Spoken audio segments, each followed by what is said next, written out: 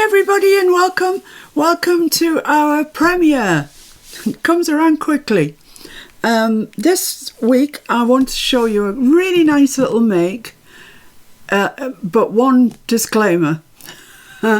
Sometimes it works for me and sometimes it doesn't, so be prepared, it just might not work. But that's okay, we can live with it. These are examples of the little ones that I've done. This one here, the little book of butterflies.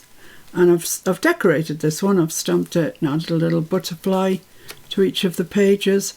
You get 7 pages, so 14 sides out of one sheet. So there's that one, looks very pretty. Make a nice little addition, just pop that in a journal pocket. I mean, it's just no thickness at all, it would just go in and look pretty. And then there's this one. I made this out of a 12 by 12, but it's the same premise. You get 1, 2, 3, 4, 5, 6, 7. Then you get this sort of hinge section here. And you could easily put coffee stain paper on there, make it into a little notebook. And then it would pop into a pocket or whatever. Now, put your glasses on, because, like I say, you can make this out of any size paper. Judy? Because Mr. F, of course, took this to be a challenge. And he used, what did he use? 2 by 2? 2-inch square, yeah. Yeah, he took a 2-inch square of paper, which, trust me, is not much. Right, so this bit here is 2 by 2. And that's the bit of paper he used. But it is nice and thin. It's a timetable for trains or something. But it's really nice and thin, a bit like dictionary paper actually. And look at this. This is what he made. Look at that. And it's fully functional. It's got all the book pages in there. And then at the end, he's even tied a little knot with twine. So what do you make of that? It's just a masterpiece. It's fabulous. I can't believe that you could do anything quite so tiny. It just works. It's perfectly functioning, teeny tiny book. Well done, Mr. F. That's incredible. So now I'm going to kick it up from the 2 by 2s and make one with a 12 by 12. So we just need to select some paper. This is the heirloom pad. You might remember, oh, it's a good long while ago now, I don't know, 2 years ago, something like that. We virtually, all of us in the group was much smaller in those days, bought, I'm going to use this one, it's nice, bought this heirloom pad, and it's got so many pages. It's great just to keep going back to. So there's my piece of 12 by 12. The heirloom is white on the background, on the back side, should I say. Oh, don't lose Mr. F's tiny book. And it all comes out of this piece of 12 by 12. If you were using a piece of 9 by 9, it would be the same. If you were using a piece of American letter or British A4, Australian A4, it would all come out of that. And I'll show you as we go on. But please beware that sometimes these work perfectly for me because the folds must be absolutely right, I guess, and sometimes they just don't. But the sort of secret to this is it's one piece of paper. You know, we're not adding separate leaves or anything like that, or signatures or anything. It's just one piece, and this is what it makes. So the first thing to do, no matter what size you've got, is to fold this over on itself. So you're going to score in your midline there. So score that down and crease it, open it back up, and then this end goes into the centre. I mean, the premise of this is so easy. I don't know how I can get it anything but right, but sometimes, you know, when you start folding paper, anything can happen. There we go. And I'm just going to fold that back on itself because when you do it, some need to go forward, some backwards, so it's easy if you've just got it bent both ways to start with. And this piece goes up to that crease line there, and that gets creased in, and I'm just going to fold that back on itself again.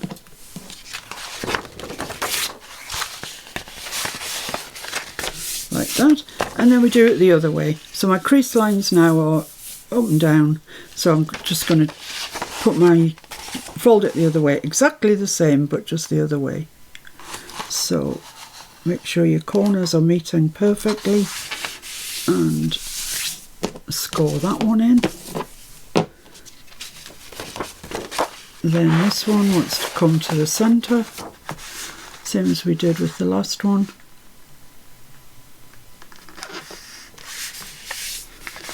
There we go.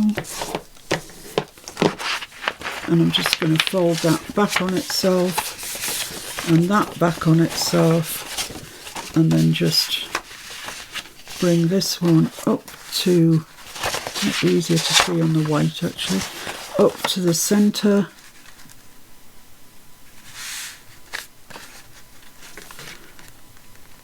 And your whole thing, your whole book, depends on the accuracy of these folds. Yikes. So there we go. And just fold that back on itself. So ultimately you've got this page, as you see, with 16 equal squares on it, or they could be rectangles, depending on the size. So I'm going to cut from here to here, from here to here, and then down there. You'll see me as I do it. So I'm just going to get my knife out, which Mr. F has kindly just put a new blade in for me. And I find it easier if you just look where that intersection is. Just put a little pencil dot, because sometimes it's not easy to see where the crease line is. So just line that up, dot to dot, and trust yourself that you've got the dots in the right place. That's all you can do.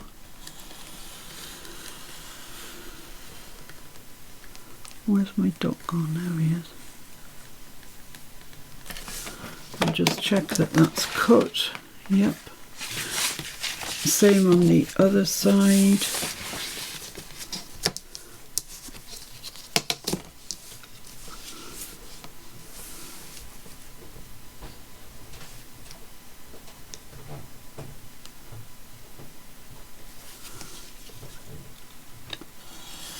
Cut that one.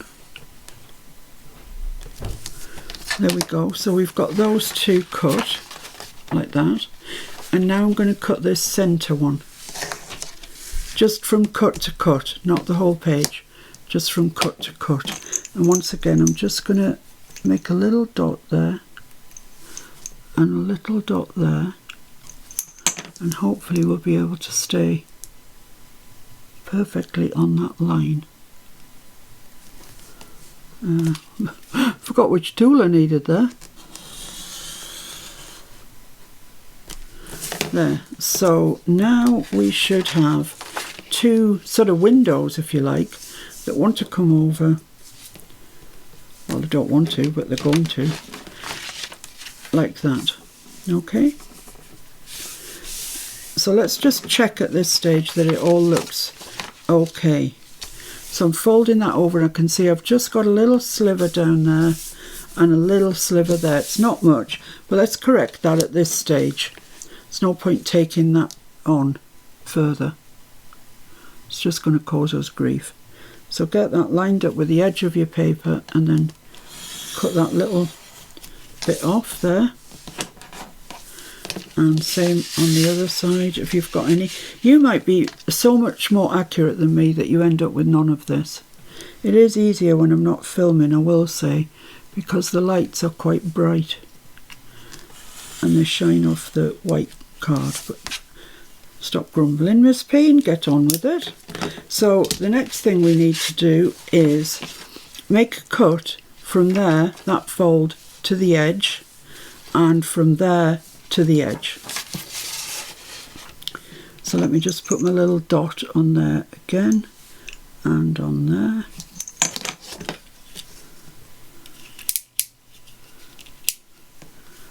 Line that up and cut from that dot to the edge. Lovely. And sometimes quite a bit of ink helps with this. When you're finished, it covers a multitude of sins at times. So line your dots up and cut down there. There we go. Right, so we're ready to begin folding. So you want the right side looking at you, the side that you want to see, because you actually won't see any of the other side. And just fold that over there like that. Fold this one over there like that. So we're folding these out over the slits like that, okay, and then fold it in half completely like that. Then fold the top one down. See, already I can see it's going wrong, just have to live with it. And then hold it like that and fold the top one back. So that's what we've got now. Okay, so now hold the thicker bits in your hands and press it so it does that. And then bring those two thicker bits together, fold one there, the other there. So we've got our little book made. We've got 7 little pagelets in here. See them all? So with this side, what you do is take the point there and bring that in to the centre. So make sure it's all the way down to the centre, and then push it out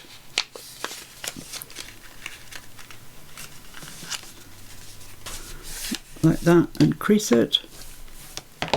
Then take the top one, fold it over again to the centre.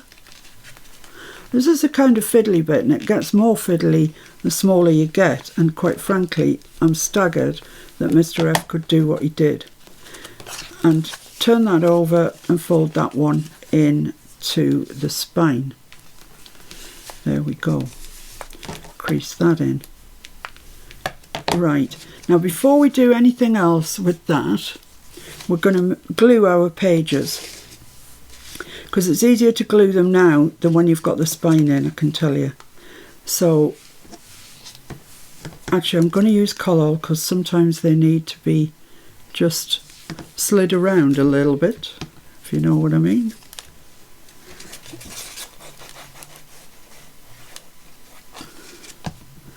So this one I could really do with moving there, and you can sometimes get away with just moving it. You might have to, no, it doesn't want to go, does not want to go, so we'll live with that. The next one opens the other way, so I'll do that on the way back. Then the third one,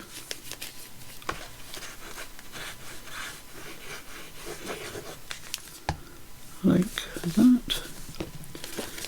Then the next one is the middle section, so it needs glue top and bottom.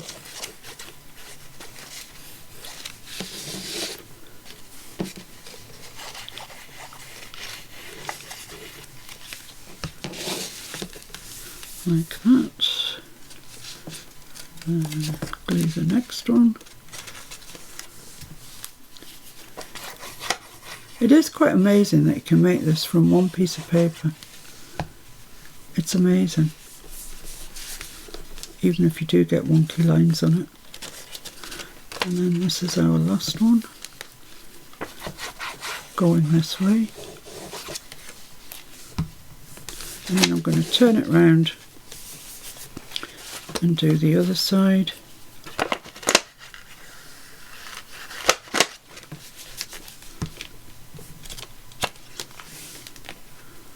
Already made that one. Already made that one. And that one. So just this one.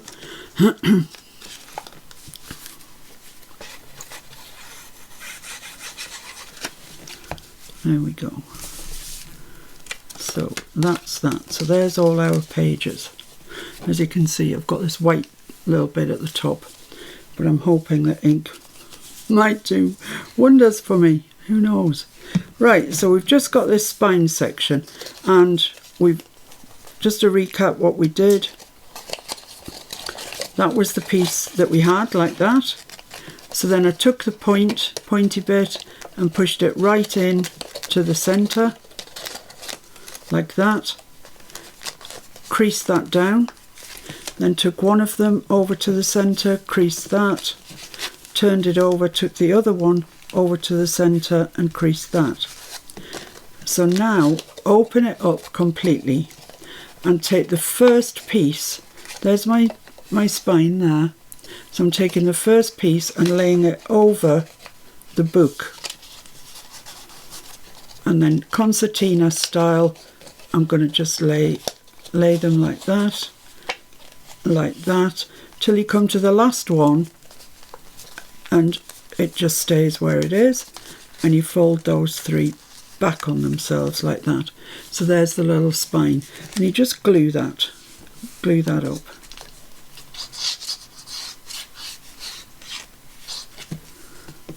One on top of each other.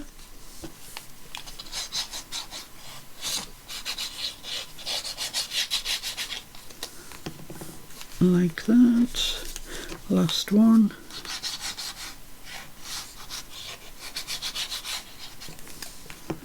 Like that. So there's our little booklet made, pretty much. Any bits of white that I can see that are really jarring, I'm going to attempt to cut off. Like that one, for example, is just very irritating. So I'm going to cut that off, or as much as I can anyway. So cut to the spine, then cut down. And let's just go through them and see what we've got that we can live with. Check them top and bottom. Yeah, I mean, most of these are great. That one's a bit umpty, so let's fix it.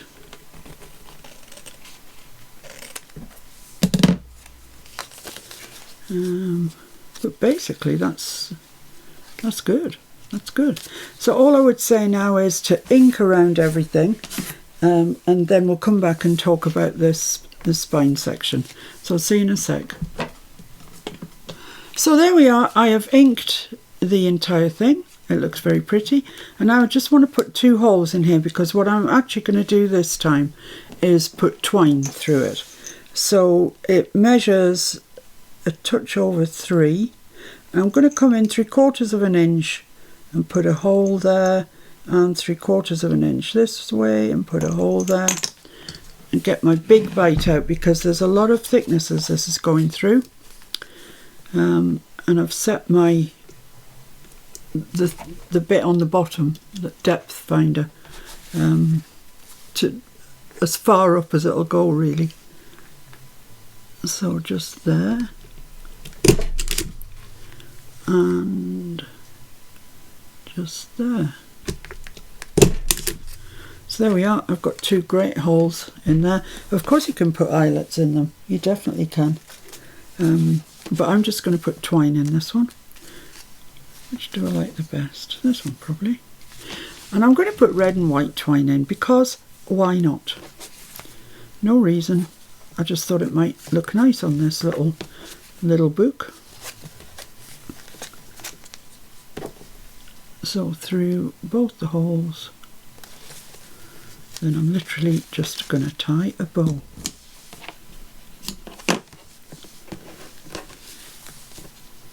And you can decorate it any which way. Actually, with this paper, you probably don't need a lot of decoration. You could write on this as it is. But if your paper's darker or whatever, oh yes, I forgot I can't tie bows. Oh my goodness. Come on. Yay. Yeah, I did it. Oh my goodness, I nearly lost that end.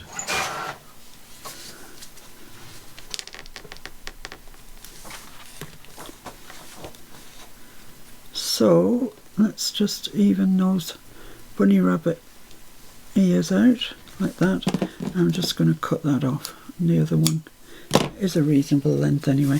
So there we have it. There's our little book. Cute, isn't it? You can't even see it, but there you go.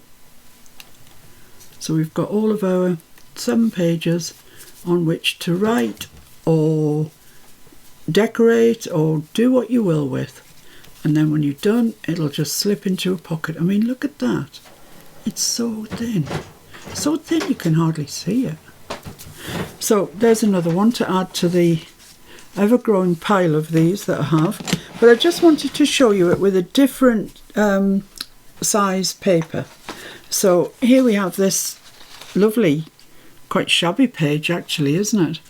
And it's the same thing, you do exactly the same thing. So the first thing I'm going to do is fold it in half.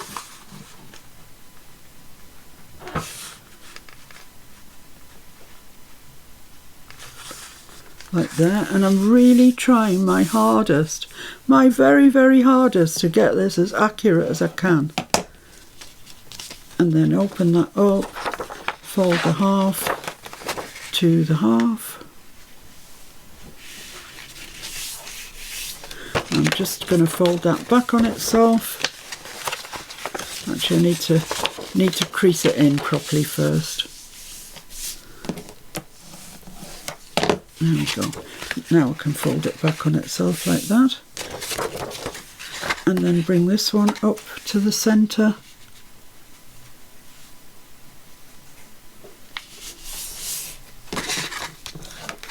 Crease that in. Fold that the other way as well, because as you saw with the last one, there's no knowing which way you're going to be folding it in the final stages. So then this way, half to the other side, so you're folding it in exact half.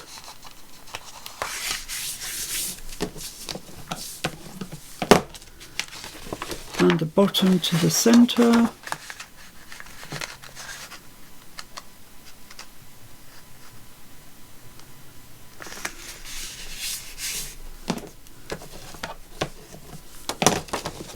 I'm just going to fold that back on itself, and then the other side to the centre.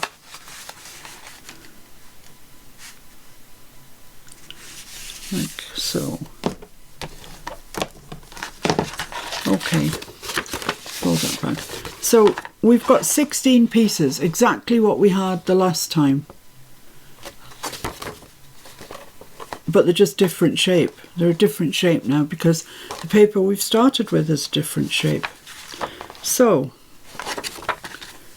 I need to cut my eye-shaped cut out of it. So I'm just going to make a mark right on that intersection, right on that intersection, and the same on the other side.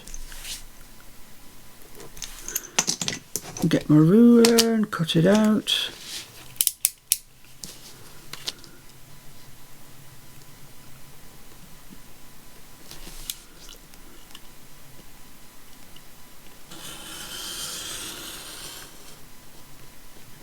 Down to there.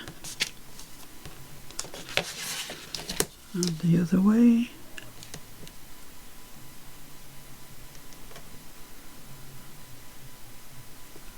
There we go, I think that's right.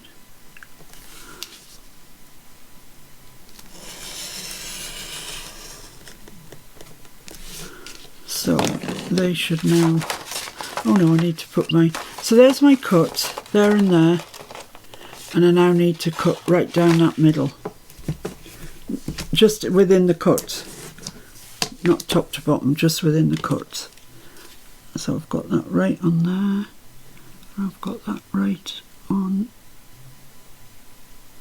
there. Let's cut that down to there. Right, so now I've got my 2 windows that open.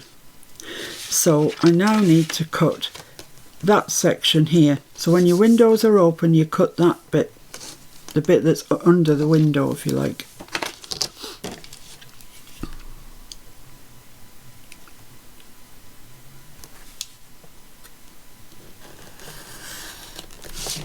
There we go, and same on the other side, the bit that's under the window.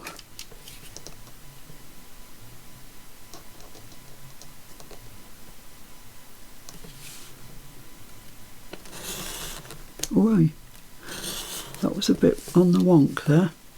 That will probably come back to bite me, but what can you do? Right, so you get the decorative side, or the side that you want facing you, and you fold your windows open like that, and then you fold, is this right? Is this what I need to be doing? I think so. Yeah, you fold the bottom up over the top so it's in half, then you fold the top bit down over there, and you fold that bit down on itself like that. Okay, so let's just crease everything in, and I can see already that I've got some discrepancies.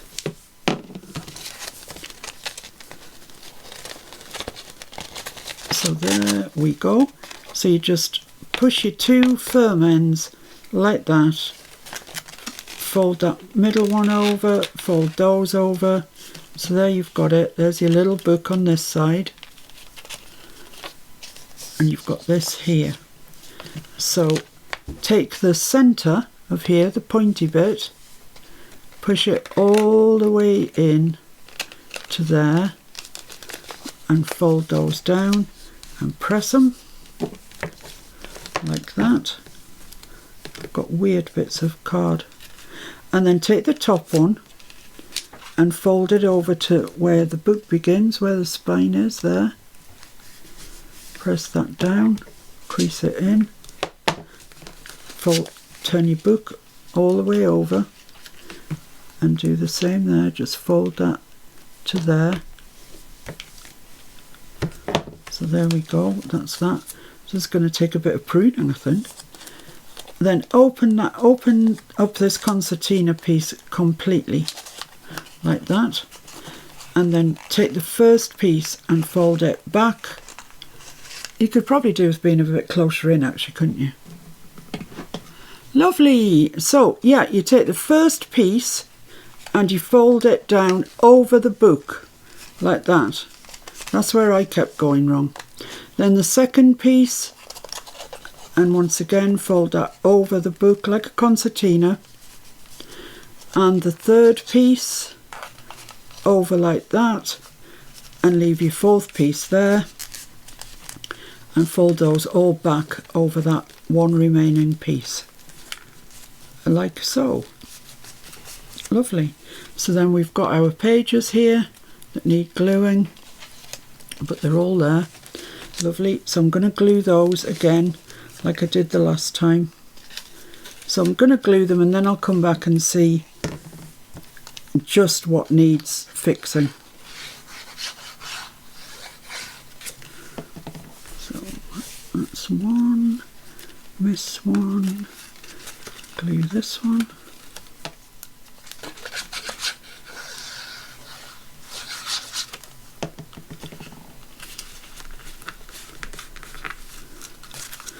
This is the centre one here, so it's a bit awkward.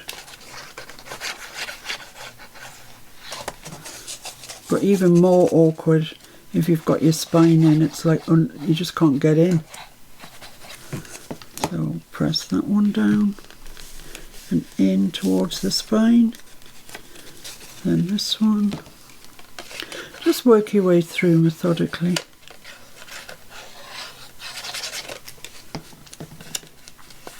Press that in towards the spine, like that.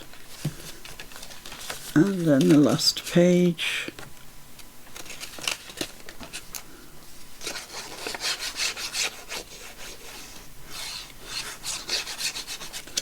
Like that. Press that in towards the spine. Then we've got the other ones going the other way. It's only a couple of them.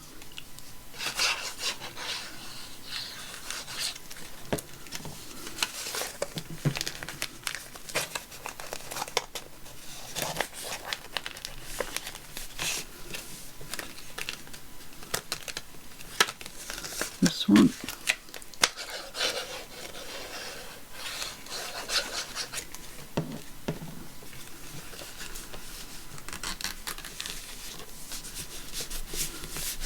And this one's already glued. Great.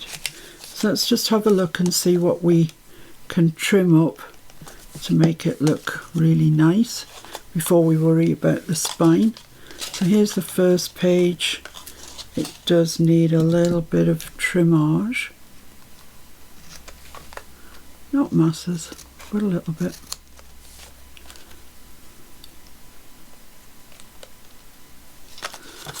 So yeah, it's fine everywhere else. So the second page just needs a little bit off there. I'm going to have to do it this way.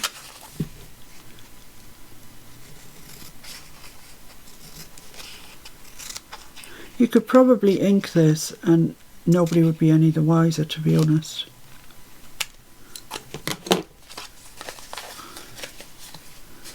This page, what's it got to say for itself? It's perfect. This page, that is a big discrepancy there.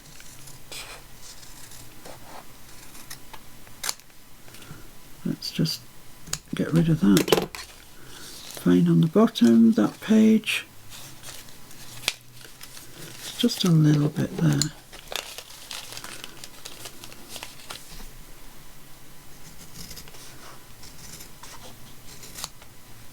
I'm dying to see everybody else have a go at this and see what I'm doing wrong to get these. Right, that's that then. So that's really nice and tidy now. Nice tidy little book. So once again, you open it up so it's like that.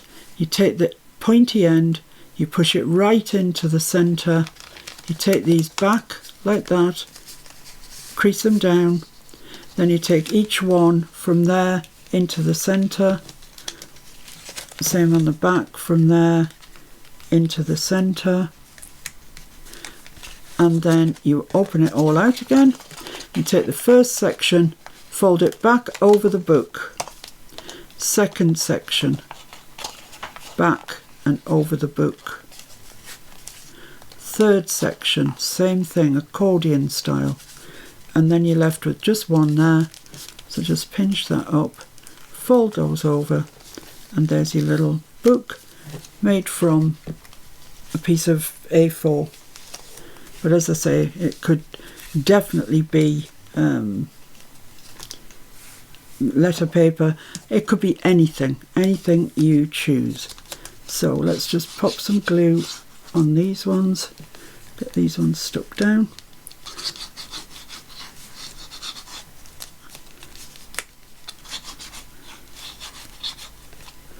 That's stuck down, and that's that. Then we can choose what we want to put through the holes. I'm just going to do the same thing, just make holes. Look at all this, just gorgeous.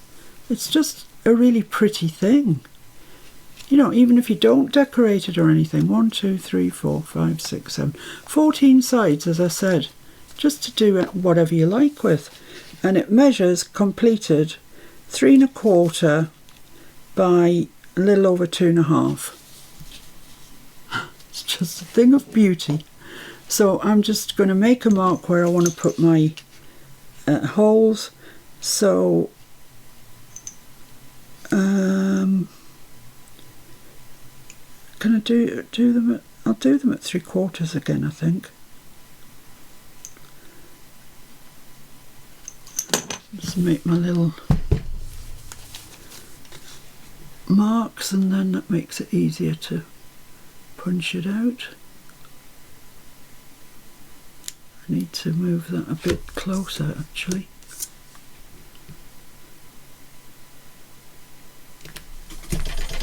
Oh, you gotta be strong.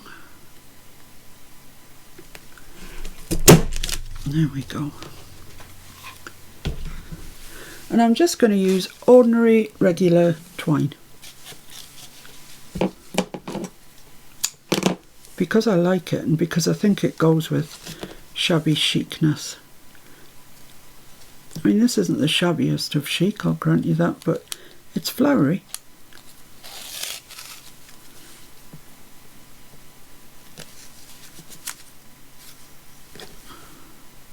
Come on, up through the hole.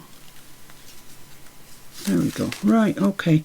Get those ends a similar length. And just tie your bow.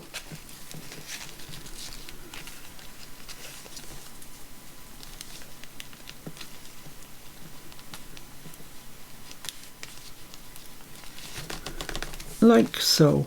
Doesn't that look pretty? There we go. So, there we go. I think you don't probably need to see me do it again, I don't think. So, we made these two. This one I haven't inked around, but you could. I made that one prior. You see, they're all the same. They're all books. And I made this the little book of butterflies, which I do like actually because I've decorated it and it looks nice. There we go. And I put seam binding in that one, which of course you can do. You can use anything you like. And then the absolute tour de force, which is this. It is Mr. F's little, he used a 2" by 2" square. And this is what he got. And I don't know what it measures actually. It measures 5/8 of an inch by 1/2 an inch. And that's tiny. It's absolutely tiny. Where's my tweezers? Here. Look at it. It's so small, it's silly. So, but it's fully functioning. It's got all the pages in that it should have, all 7 of them. He only used 1 piece of paper. He made his little holes in with a thin pokey stick and tied a little bit of twine round it. I mean, it's not even as big as my thumbnail. It's honestly not.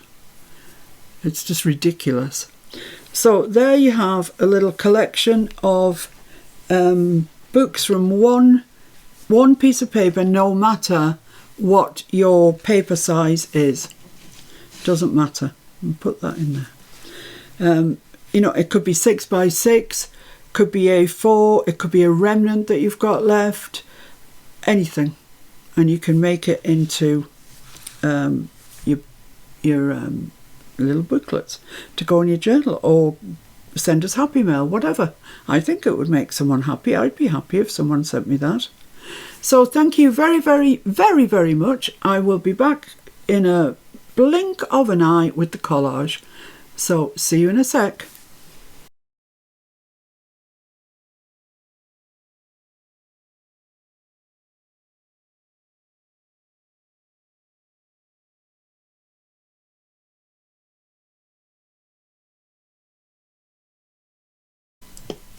Hi everybody, hello. I'm indulging myself today by using my watercolour pencils.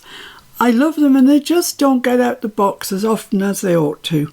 So I thought I'd show you something really quite simple. And it is quite simple. Don't turn away and say, no, I can't do that. You can. I'll just walk you through it step by step. There's a lot of layers, so be patient. And this is an orange. I hope you can tell. I've got the Albrecht Dürer, the Faber-Castell Albrecht Dürer watercolour pencils, and on the back it tells you the colour here. dark indigo. I think it's in French or something first. I think it's French, and then dark indigo, and then the colour number. So I've written down all the colours that I've used from the Albrecht Dürer set that I've got. But my set is the big one. It's 120 pencils in it. If you haven't got 120, just basically this is what I've got. I've got a quite sort of ochre yellow through that's quite red, and that's quite browny. So those are the colours there. So I've got two actual oranges, one just a hair darker than the other, a red, a brown, and a kind of ochre colour. Then for the little noggy thing there, I've got two greens. One is called green yellowish. I like that. Yellowish, yeah. And this one is chromium green opaque. So there we have it. And for the little shadow at the bottom, I've used dark indigo. Okay, so those are the colours that I've used. I'm sure if you don't have Albrecht Dürer, you've got something very similar. I would recommend to anybody, any day of the week, if they're looking for watercolour pencils, Albrecht Dürer are, in my opinion, far and away above any other watercolour pencils. I also have Derwent Inktense. They're lovely for what they are. They're lovely. They're much less expensive than the Albrecht Dürer, but they just, I don't know, they don't hit the high notes like the Albrecht Dürer does. So just leave those colours on there for a second, give you a chance to write them down, or take a screenshot, or whatever it is, or you might not even be interested in what they are. Okay, right, moving along the bus. I've cut myself a piece of card. Oh, there we are, just went and grabbed it. It's Arteza brand. It's cold press. Now, that's kind of how watercolour paper comes. It's either cold press or hot press. So once the fibres are together, if it goes for a hot press, it smooths them all down. So you get very smooth watercolour paper. Ours is cold press, so it does have a texture on it, which for an orange is perfect actually. And it is £140, 300 GSM. So it's thick, it's quite thick. And this is the 32 sheet pad Expert. And I really do like it. I can't see anything wrong with it. I've used it for a goodly while now actually, and can't see anything wrong with it. Right, so what I want to do is draw the orange in. And I realise at this stage loads of you will be saying, oh, I can't draw a circle. That's fine, neither can I. So I'll just get my pencil, and I've got this die. It's a clock face, but it's also a circle, so that'll do me fine. So I'm going to draw this rather darker than I would ordinarily draw it just for myself, just so you can see it.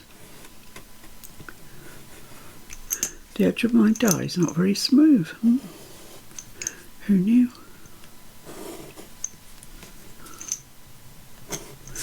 Right, there we go. So we've got our orange.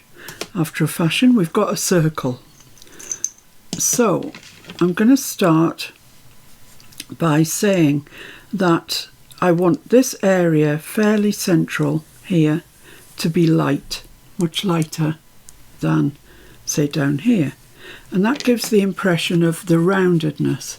This is where the light's hitting it, and this is where the light doesn't get to because it's on the bottom.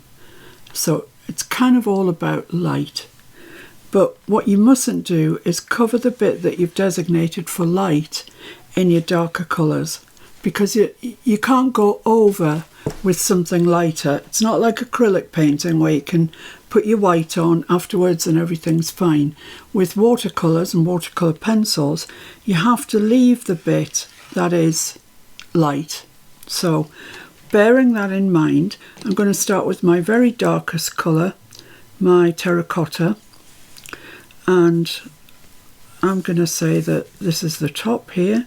So I'm just going to go round the edges, and I'm going to hold the pencil like this, okay, and just go around, not all of it, but right up to that line that we've put in.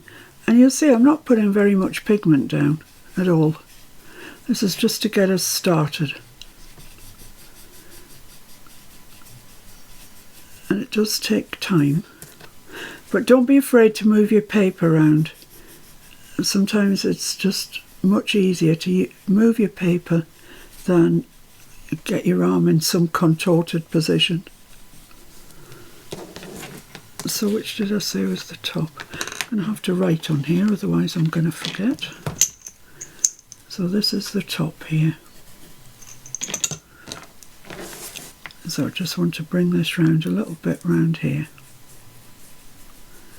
So using your pencil on the side, put some pigment down, but don't dig into the paper at all, because if you do dig into the paper, you'll never get rid of the lines ever, because you've bruised the paper.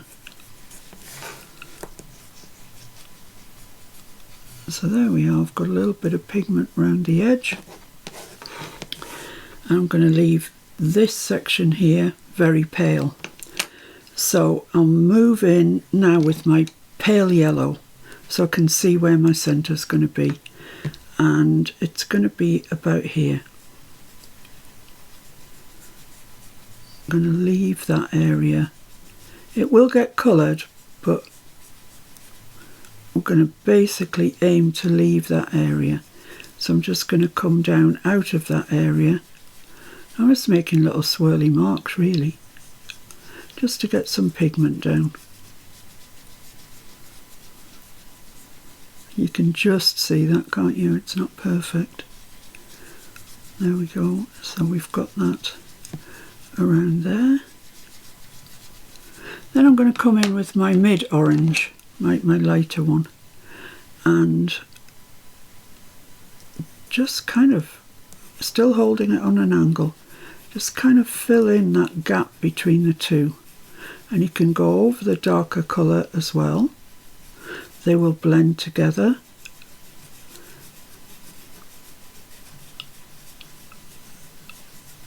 And don't worry about how little pigment you're laying down. That's fine, absolutely fine. We'll come back and resolve that. Oh, I'm actually using the smooth side of the paper here, which wasn't what I intended to do, but it doesn't matter.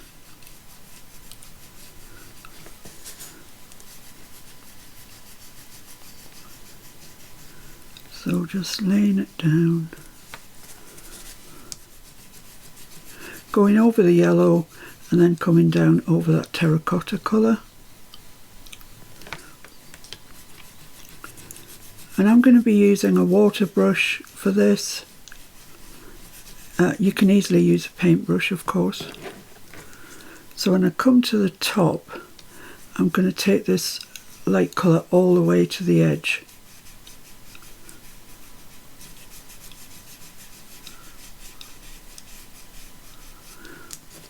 But I also want to remember that I've got a sort of top, a stalky bit there. So I'm just going to put that in like that.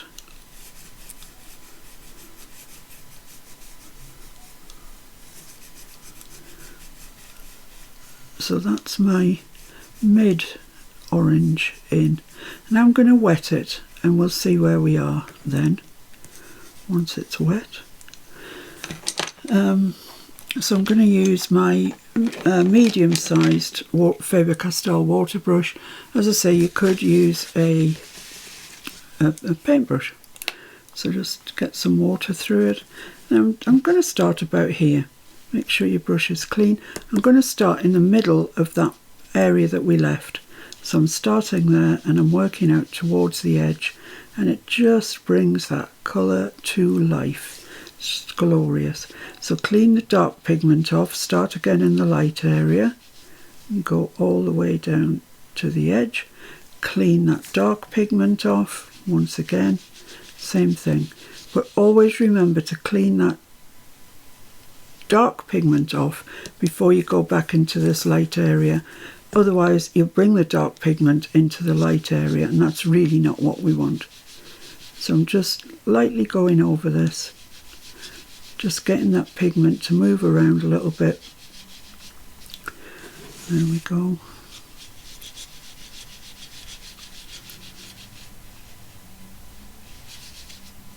Whoops. So from the light to the dark.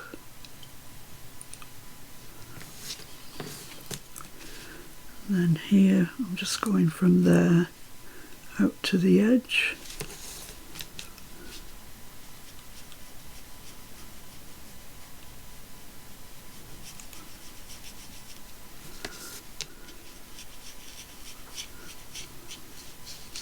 So you can see it's a bit uneven, and I've got this darker piece here that is where the stalk, I guess it is. The stalk's going to go. So there we have it. We've got our first layer down, and it looks very uneven, but that's fine because we've got many layers to go. So I'm going to dry that. I'll be back in a sec.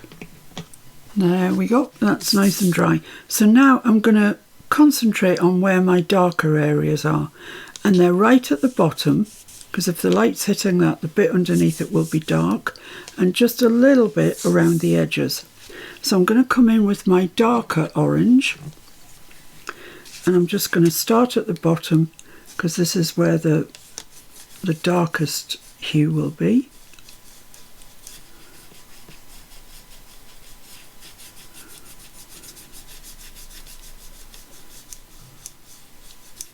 So just take your time, make sure that you're not pressing into the paper, more like dancing over it.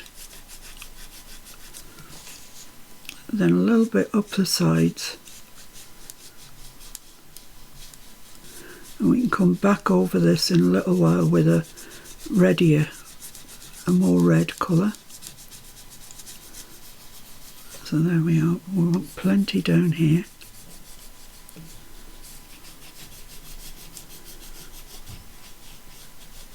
Lovely. And some up this side, a little bit.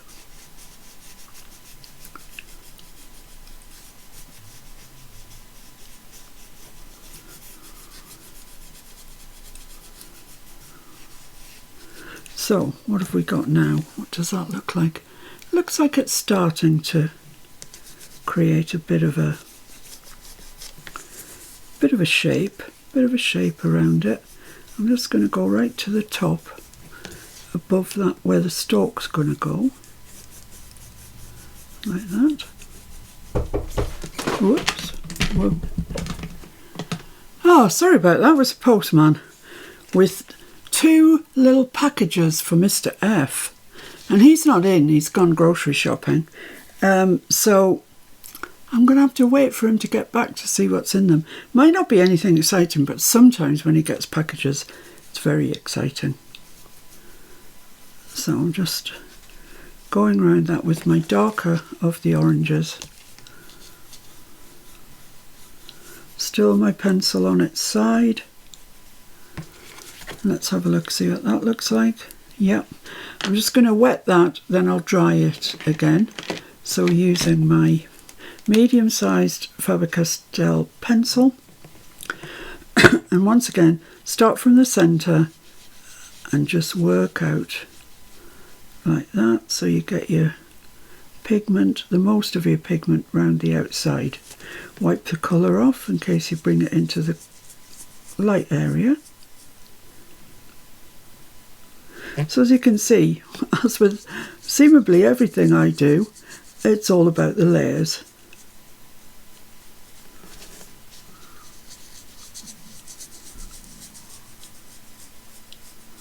Not getting a lot of water through there. Let's just increase that flow.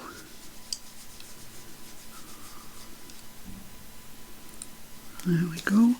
So it's kind of starting to look a bit like an orange. It's just the layers that we keep putting on it.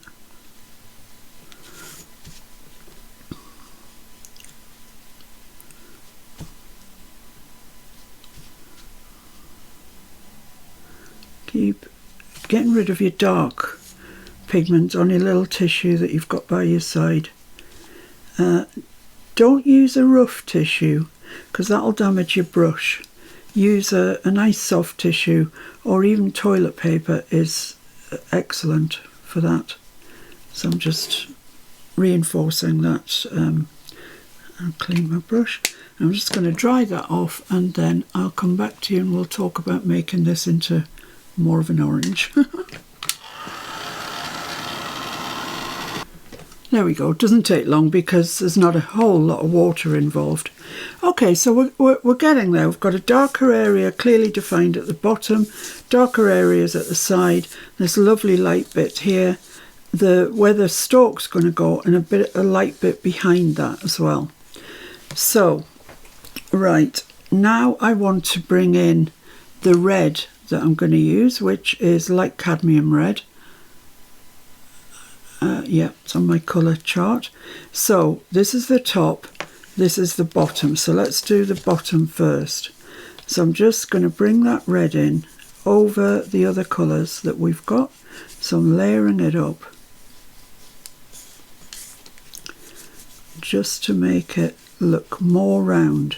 It's a trick of the eye. And this light cadmium red, when you put it over the orange, it doesn't look red. It just takes on a lovely orangey hue.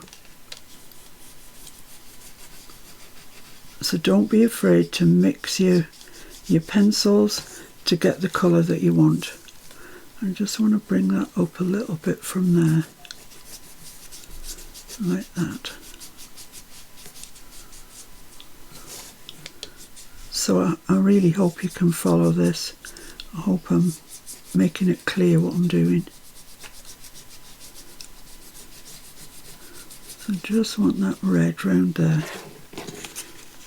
Maybe another little bit coming out here.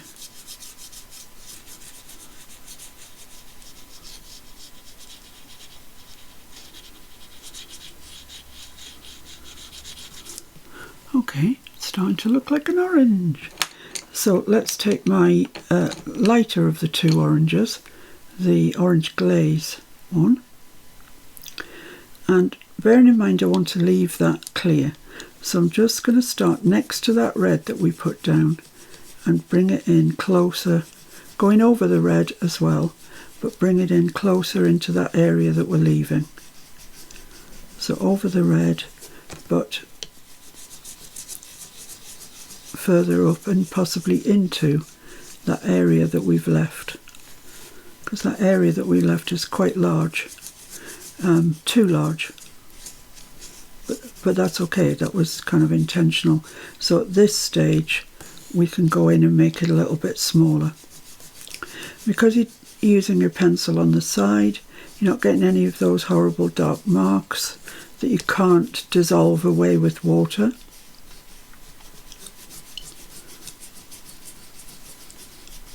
So you need your pencil quite sharp to do that, because you need the length of the lead. So I'm coming up here. I just want a little bit there underneath where the stalk's going to go before you get into this very light bit.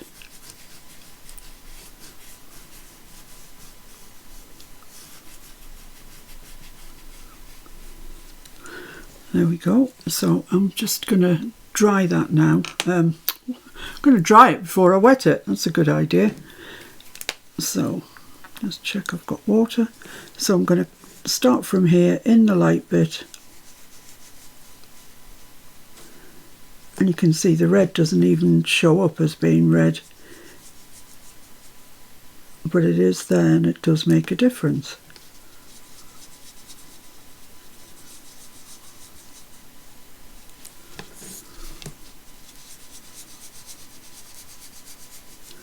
So take your time getting all those colours dissolved with your water.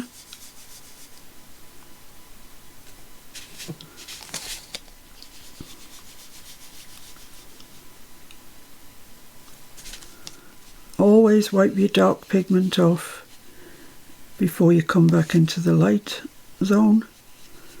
Then this just wants to go along there. I'm just going to drag that out that way.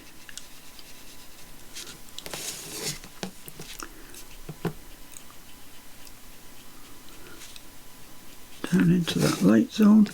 And then I've just got this area up here. It's just a little bit lighter. So there we go. It's now beginning to take shape, I think. So what I'm going to do now is move to my lighter orange. Well, I'm going to dry it first. If you don't dry it, you get a very different appearance, and we'll maybe look at that on another day, but today we're just concentrating on putting the pigment on, keep dampening it and see where we go. So this is my lighter orange, so I want quite a lot of it. This is what's actually going to give us the orange colour. So I'm bringing it up to that bit that we're leaving, taking it over the dark section that we put in with the red that you can't actually see now, it's all been blended in. I'm just bringing that up to that section there.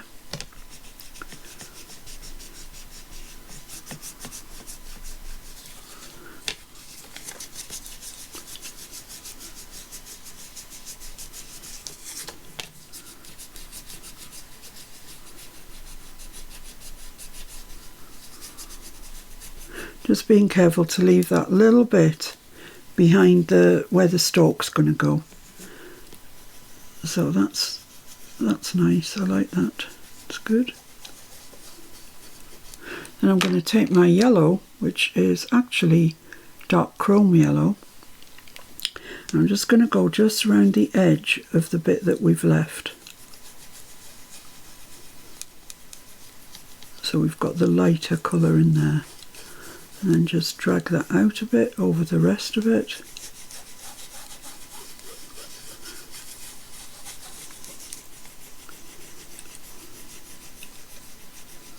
And then we'll see, we'll have to come back with a darker one, I suspect, but that's okay.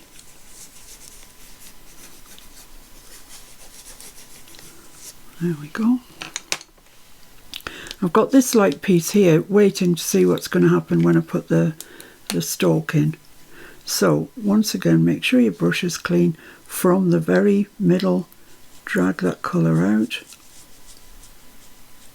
And there's not a huge amount of pigment on this, it's the light yellow, so we just want to orange it up a bit.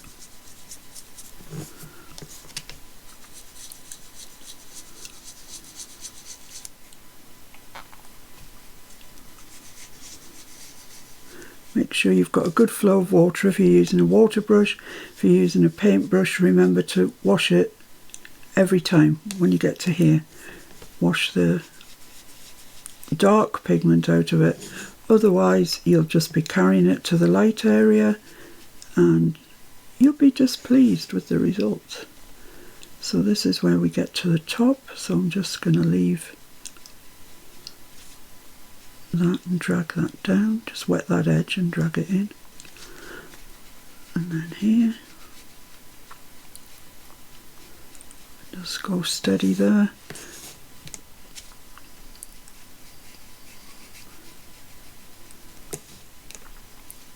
and then we're just about back to where we started, I think.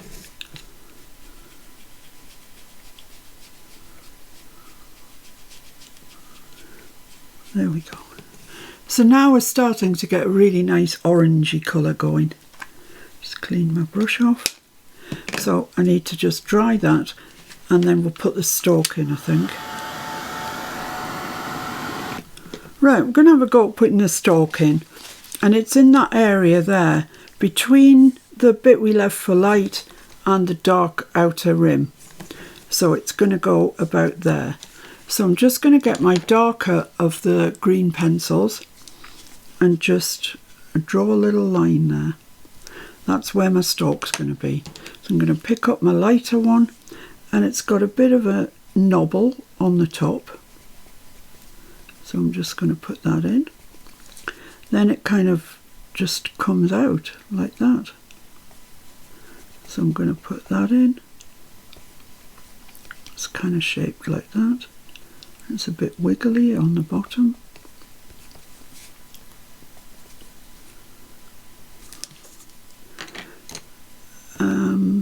I don't think I will wet this. I think I'll just leave it, says she, reaching for a water brush. Yeah, I am going to. Let's just check that's clean. So I'm just, it's only a small area, this. So just move the pigment around like that, that's fine. Just give that a quick dry.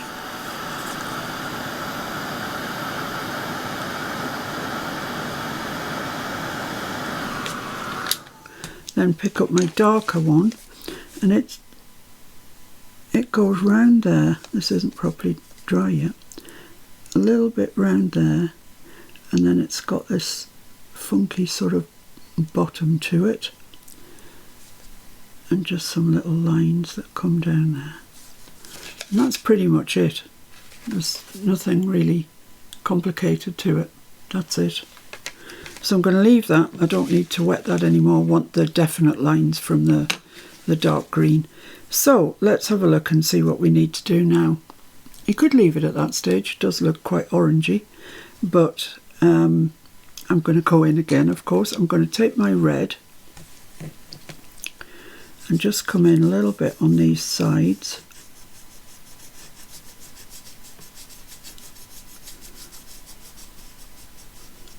Like that, and the other side.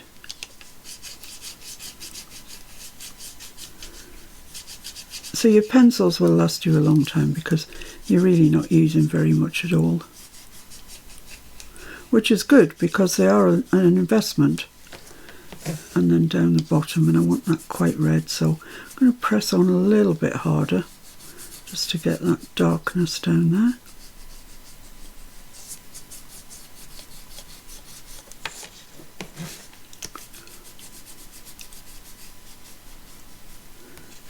And up the sides. And I'm going to take my terracotta colour and just go round the absolute edge of where we've just put the red. So kind of 2/3 up the side and all along the bottom, because this is our darkest part.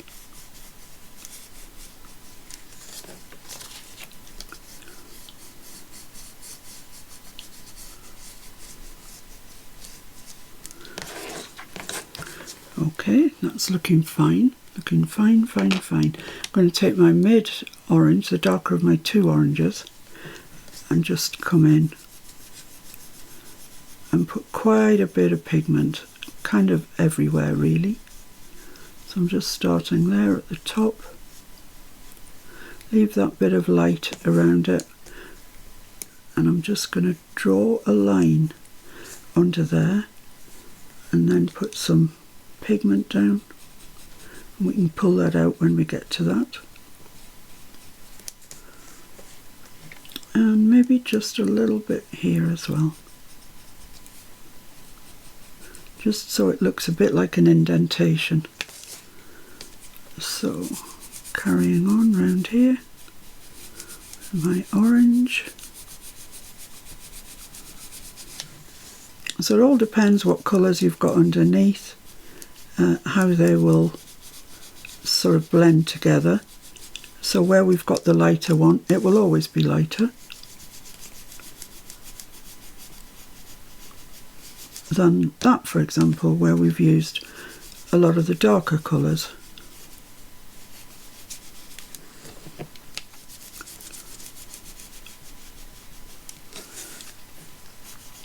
So right up to the top where we started.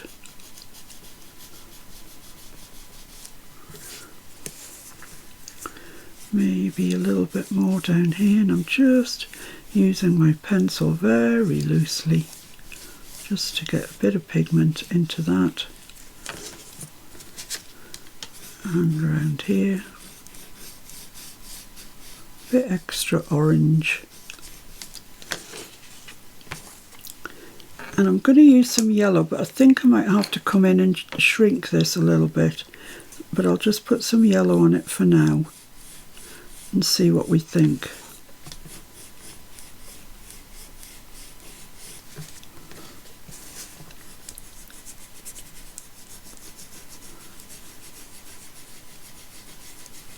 And bring that yellow out a little bit.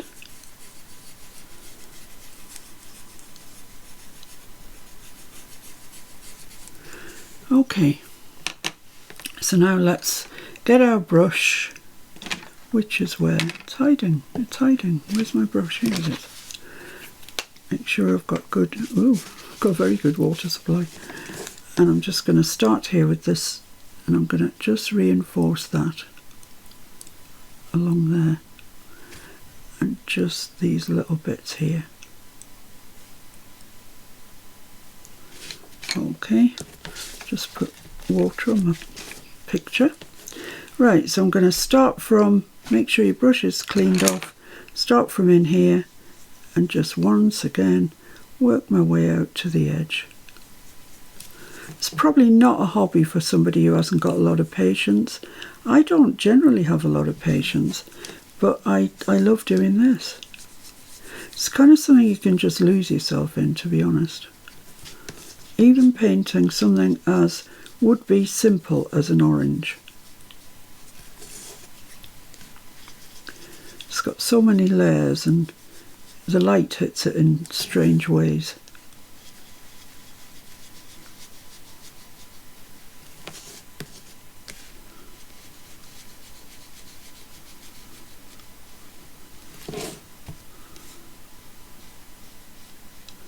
Just taking care with that top piece there.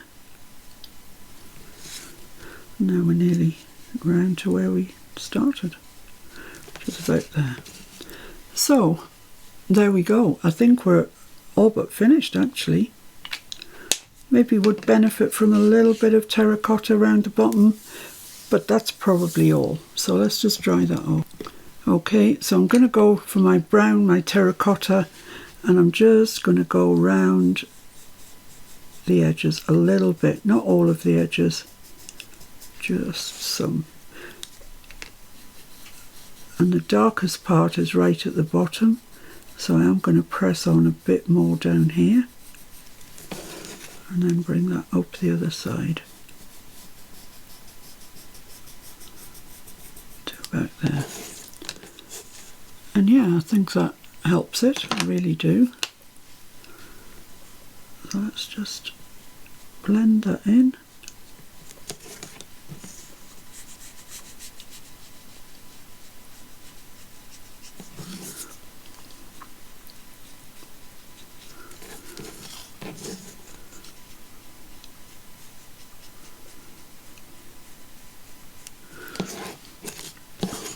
There we go, looking nice. So yeah, there we go. I think that looks it looks okay. Looks all right. Looks like an orange. But what you need to do now is, because it's just an object floating in air. So I want to put a shadow in. Now, those of you very au fait with the colour wheel will know that the complementary colour of orange is kind of a bright turquoisey colour. I just need to sharpen this actually. But I don't want my shadow to be a bright turquoisey colour. I want it, but I am going to still use blue. So I'm using the dark indigo for that. And bear in mind, when you put your shadow down, you want to leave a minuscule gap between the orange and your shadow. So I'm just going to try and leave a small gap there and just put this down. Darkest bits right at the bottom.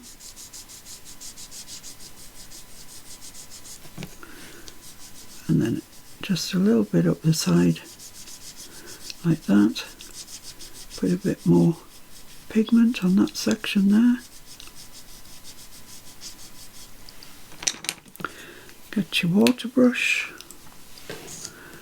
and just start there. Pull it out of, I meant to start with the lightest section, I've done that wrong. Start with the lightest section and pull it in.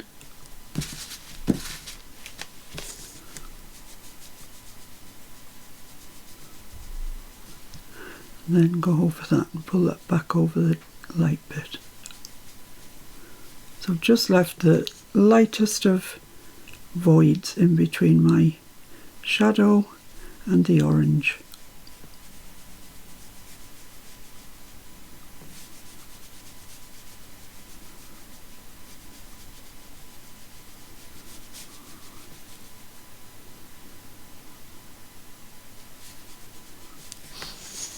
And now it's just standing on something. It's doing better. It's got a stand. And I actually think that's it done. I quite like it. I'm just going to see if I can darken this up with my greeny yellowy colour. It's just looking a bit nondescript up there. Take my darker green again.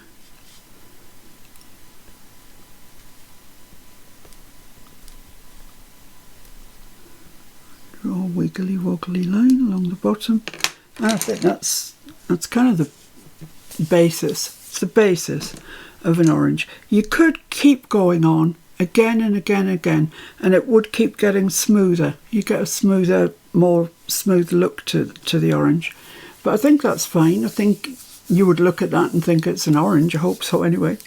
And that's it. That's all I have for you today. So there's my colours again. And there's my orange. So there you have it. Thanks for watching, guys, and I'll see you real soon. Bye. Well, this is the collage part of the premiere. And for a start, let me bring in the prompts. Here we are. Butterfly, fairly self-explanatory. Circle. Now either of these you can use multiples of if you want to, you know, have the whole page of butterflies or circles, but you have to have at least one of each of those. Then washi tape.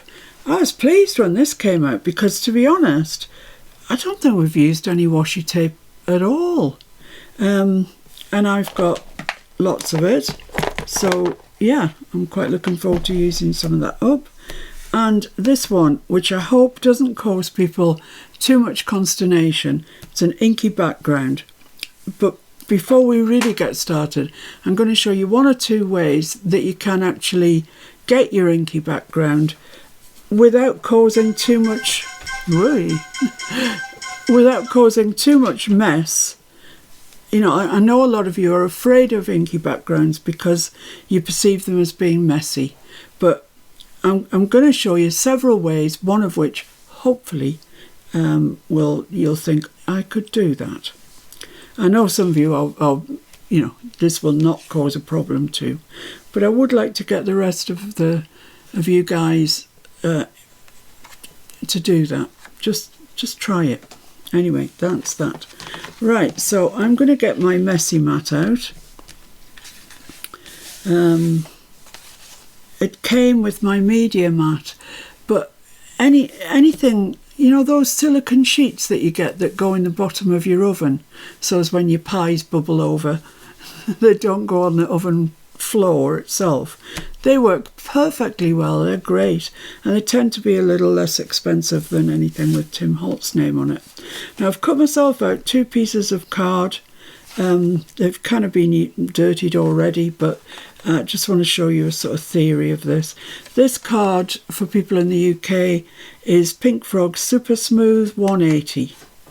So it's very nice and smooth. It's really made for stamping. You could use mixed media paper, or you could use proper watercolor. You know, they're more expensive options, but you know, this works great. This super smooth. So first one I'm going to do, I'm going to use my sprays. Now I know a lot of you won't have the sprays. Don't rush out and buy them. You don't really need them. I'm just going to show you this first because it's always my sort of go-to. So if it's an oxide, give it a good shake up. If it's just a spray stain, you don't need to shake it. Now let me get my towel out because my vintage photo is very leaky. It always has been, right since when I first got it. Let's just clean that off a bit. Still managed to get it on my fingers, well done. And I'm just going to spray a little bit. It's only a little bit of card that we've got, so I don't need much. That's way too much. Let's put the lid back on that. And then I'm going to water that down. So just go into it with some water. And then we're just going to dab it. So we're not putting it in there and letting it soak, we're just dabbing. And you'll get something like that. You won't get exactly like that, you never do. That's the joy of it really. So yeah, I like that, that looks nice. Looks gorgeous actually. So I'll dry that before I move on to the next step. Let's put that there. Just grab myself some blue roll.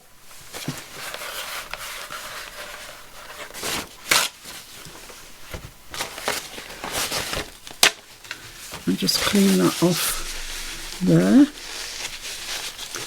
Loads of ink there, which normally I wouldn't be wasting.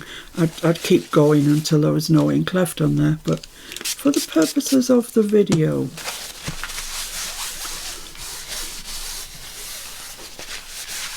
there we go. Oh, it's fallen over. Oh no, it's the wrong one. This one. Right, so I'm going to dry that off now with my heat tool.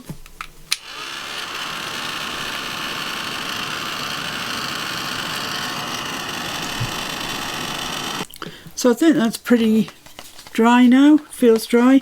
And the reason I've done it in this way is the vintage photo is a spray stain. So it's ordinary ink, but in a spray bottle. So that means that it's not opaque, you can see through it. And if I was to put my blue down first, and then put this over the top, it wouldn't cover it. This one is an oxide spray, so it's opaque. So I can put it over there and it'll cover it to some degree. So let's give that a really good shake. We're all right there, I think. And once again, it's a tiny bit of paper. So just a little, that's much better behaved than the vintage photo. And then a little bit of water in that, just allow the card to pick it up. And then we're just going to dab again.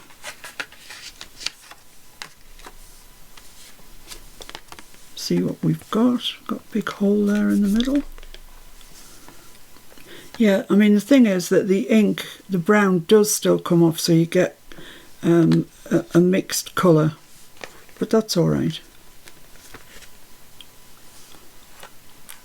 I think that's looking quite nice actually.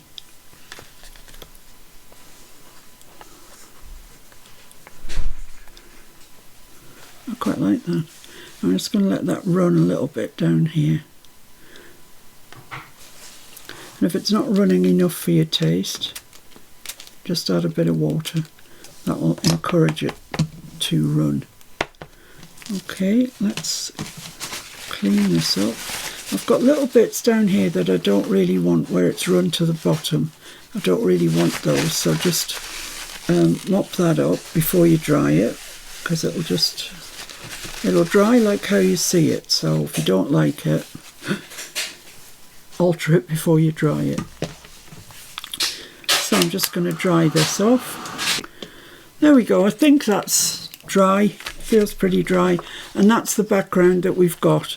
It will curl, but just be masterful with it. So that's that, which is gorgeous. I love that. I can see a million ways of using that. it's just a lovely background. So if you don't fancy doing that with sprays, or you haven't got sprays, let's, well, while we're talking about sprays, let's just carry on with them. So, oh, back into this blooming vintage photo one. And what I'm going to do with this is actually just ignore that, pretend it's not there, is just spray this, bearing in mind it's got mad spray, this thing. A little bit down. Oof. That's like way more than I want, but never mind. So now what we're going to do is we're going to add the water directly to here. And we're going to make that ink travel. Kind of travel to where we want it, really. So that's going down there, very nice. And then I can come back here, make that go over there. And I haven't got very much there, so I'm just going to wet that and see what happens. You can add quite a lot of water to this and it still maintains its colour.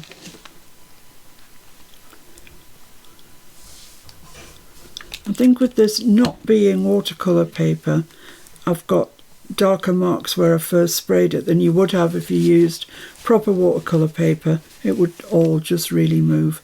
So I'm just going to dry that off. Okay, I think that's done. Straighten it out a bit.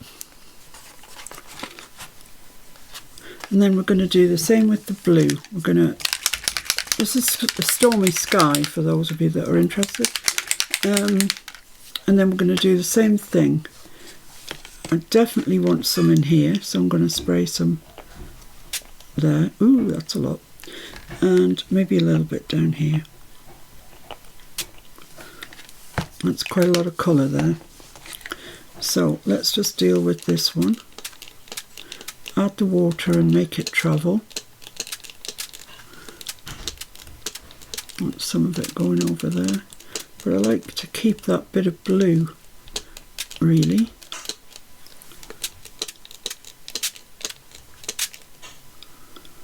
But I do like it where it all sort of melds together as well.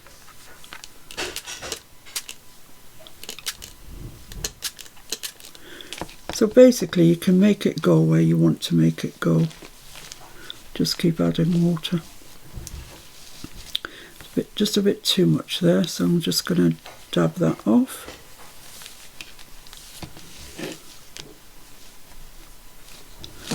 So there we are, let's dry that off and see what we got. Okay, so that's pretty dry now, I think.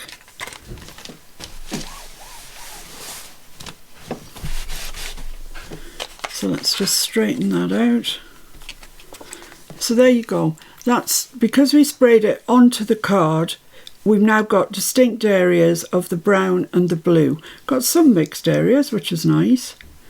Whereas with this one, it just kind of all mixed, and we had no real control over where the brown and the blues went. I mean, I really love that. It looks really grungy. I think it's gorgeous. But that one could be more useful if you want specific colours in places.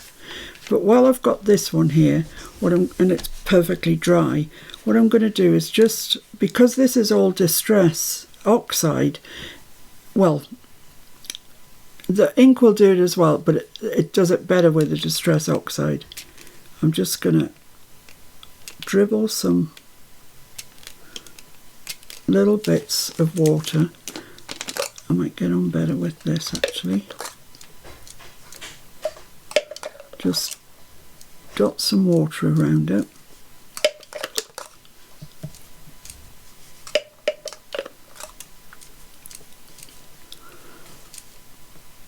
I don't know how much water I'm getting on there. Not much, probably.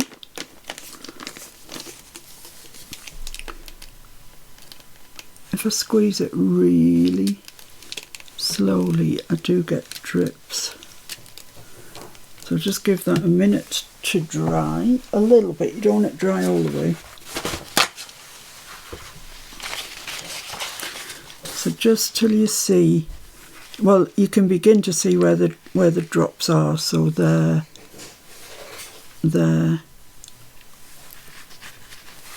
Let's it's probably ready now. Just wipe that off with a piece of clean rag or towel. There you go, and you can see we've got all these dotty bits now, which just makes it, I don't know if you can see that actually, all these little dotty bits just makes it much more exciting. I love that. I mean, we could try the same on there, but I don't think you'd get the same. I don't know, unless I try it. I'm not going to know, am I? And this really pretty much sums up mixed media. Try it and see what happens. So just give that a couple of seconds to work its magic. Work your magic. Work your magic. It's me sprinkling magic dust. Let's just see if that's worked.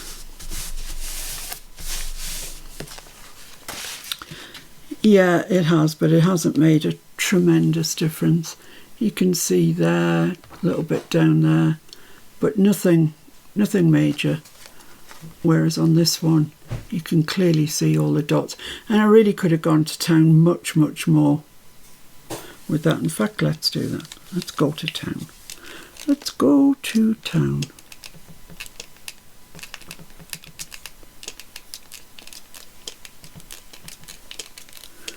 So you just want drops. You could use a splatter brush or a paintbrush or whatever you've got really. So I'll give that plenty of time to work. Right, it's had a minute, probably no more. So let's see what we can get off it. Yeah, that's a bit more splatty. That's more to my liking. Just adds extra interest. I really like that. Yeah, I really do. And that's the other one. So there's a huge difference, really. I prefer that one. Right, so the other way of doing it, or there's two other ways of doing it, really. That card's filthy. Is by using your temporary failure there, temporary brain failure, by using your inks in, you know, as you get them in the box. If you've only got just a vintage photo, just use vintage photo, that'll be fine. But just how you use the bottles, the stains, you can use this straight onto your messy mat like that. Add some water to it. And this time I'm going to add a little bit of water to my card. This has already caught some spray, but so then just,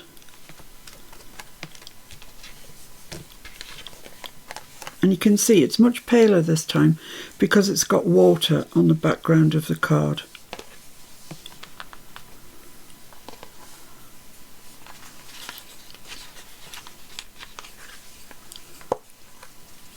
So we've got a much paler appearance. So I'm just going to dry that off, then I'm going to come back into that.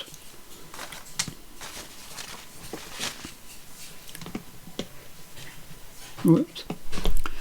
Okay, so I think that's dry. It looks gorgeous. I mean, you can mix and match any of these things that I'm telling you to get your inky background, but that just looks really lovely to me, so usable. And the last, we've got a bit of oversplash here, but it doesn't matter. The last way of putting ink on that I've got anyway is to use a cellophane bag. You know, the bags that you, whatever it is you've bought comes in. I just save all mine for this purpose. And I'm just going to spray a little bit of vintage photo on that. And then I just keep folding my bag over and over till it sort of goes everywhere. So this is the least messy way, definitely is. So let's just break that line up there. So just keep folding it like that, and then bring your card in, and you can just dab it down where you want it. So this is the way to go if you're a bit of a control freak, to be honest, because this is an inky background, but you've got control of it. And you can keep doing that. If that isn't brown enough for you, you can keep going with this. You know, add some more ink to it. I can't remember which is the side that's got the ink on, that side. Or alternatively, you could, if you wanted, add water to that and get it to move just a little bit. But I'll show you without the water. And then the next thing I'm going to do, I can't remember which side I used. This side. I'm just going to clean that off from the brown. You will get several uses out of one cellophane bag for sure. Just clean it up when you're done. And then I'm just going to dab my oxide on. Ooh, that's quite a lot. Add some water. And same thing, just keep folding it over and over so it's all mushed up. And you can put it on your piece of card exactly where you want it. So I just basically want it all over. So I'm just going to drop it and dab it, drop and dab. You see it's mixing with that brown. That's fine. That's perfectly fine. And it's to be expected. The only way that you wouldn't get this mixing together is if you use the distress paints, or indeed any acrylic paint, but the distress paints, because the first layer you can dry it completely and then go in with your next layer. So you will get two distinct layers. But we're just using inks today, so I'm just giving you ideas on how to use those. So that's pretty much it. That's all there is to it.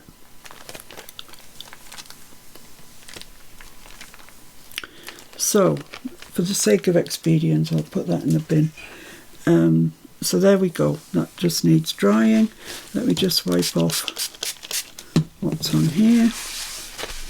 So there you go. 2 ways with your spray stains and 2 ways with just your ink pads. As I say, you could do it with the acrylic paints as well. But today we're just concentrating on ink pads. Right, so let's just have a look at what we've got. This is the cellophane dabbed on. Beautiful. This was the... What was that again? What did we do there? Oh yeah, we sprayed directly onto the card. That's right. This one we sprayed onto the messy mat and picked it up. Isn't that lovely, Mr. F? That's very attractive. It's gorgeous. And then we sprinkled water on it to lift, faux bleaching it's called, to lift parts of the colour. And then this one, that was where we wet the card and then went in with the sprays, so you get a much lighter first colour. We added the blue when the paper was dry. So it depends what you're going for, really does. But there's 4 different ideas for you. Okay. Oh my goodness, what's going on here? That's Mr. Claw's favourite. That's Mr. Claw's favourite, the hand like that. Yeah. I think that's the one I like best. I like the depth of it. Yeah, it does sort of suck you in, doesn't it? But they all have their uses, all for different things. And this one is definitely the least messy, so if you really can't bear to think of mess, that's your way forward, I would say. But that's really nice. I like it. So let's pop those to the side and get going with our collage. Where did I put my messy mat? Here it is. Right, so I've cut out 2 pieces of card, one to go in my collage book and one for the card that I seem to make every week now. let me just check that that's the right size for my collage book, because it looks quite big to me. No, perfect. So what I'm going to do is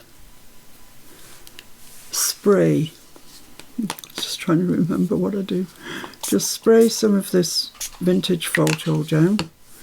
It goes absolutely everywhere. Add some water to that, and if it does go into these large pools, you can break them up just like that, so you get a more sort of random spread. I'm not wetting my card, I'm just going in to dab.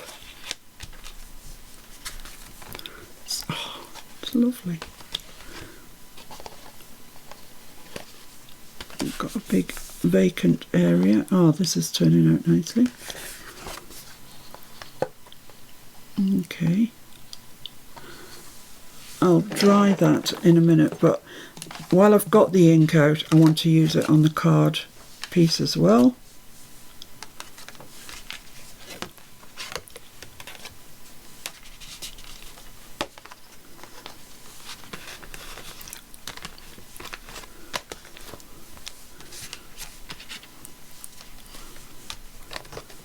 That's looking nice. Not quite as much ink on it as the first piece that we did. Let's just budge that across. So you can keep going and keep going. You can slide it like that if you want to. You get movement in your piece if you do that. And it does pick up slightly more ink, so you're not wasting as much. That looks nice. I like that. Okay, so I'm just going to dry those off and clean this up. So there we are, those are dry. And if you've only got vintage photo, if that's the only ink that you've got, you could now go in and put a second layer of it, so you'd get a bit more interest to it. I want to use the blue. I don't know why, I'm just in a blue mood. So I'm just going to use my oxide spray and just spray a bit on my messy mat. I might need some more for the second piece, but I'll make a start anyway. So just dab. So, oh yes, oh I love that so much. And it will mix, because it's ink, it will mix. But that's okay. Another week I'll show you how to do it, but with the distress paints, and you'll see you get a very, very different thing happens then. So I quite want this to go right to the edge, so I'm going to just slide it through there. See what it picks up. A little bit down here. So yeah, there we are, pleased with that. To me that looks just groovy, I love it. And I'm just going to put some more of my Stormy Sky on there. A bit more water. And we'll do the one for the card.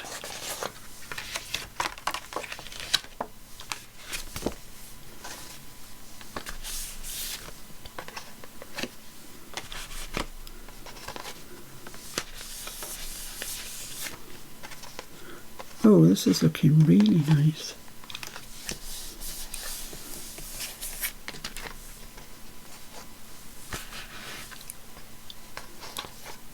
Really nice, really, really, really nice.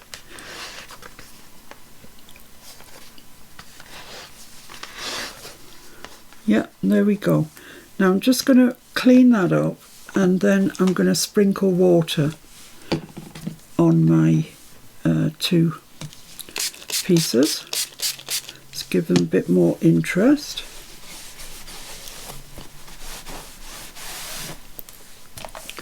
So are you dry yet? Virtually. This one, not so much. I'll just dry them. Okay, I think they're pretty dry.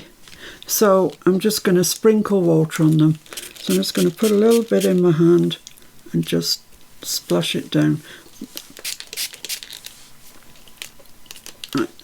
It seems very resistant to sprinkling today, this water. I don't know why. Same on this one, just little droplets, if you can get it, is the best. So we'll just give that a couple of seconds to work its magic. Blimey, I need a new towel again already.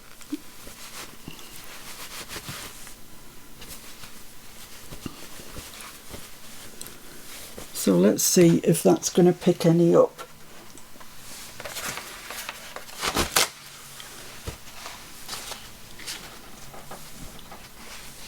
Let's have a look.